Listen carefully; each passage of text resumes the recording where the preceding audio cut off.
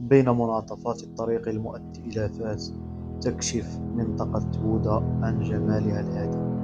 أشجار تتمايل مع النسيم، وحقول خضراء ترسم لوحة طبيعية تخطف الأنظار. بينما ترافقك نسمات الهواء العليل في جولة مليئة بالسكينة والراحة. رحلة قصيرة بالطريق، لكنها كفيلة بأن تمنح القلب شعورا بالهدوء والجمال.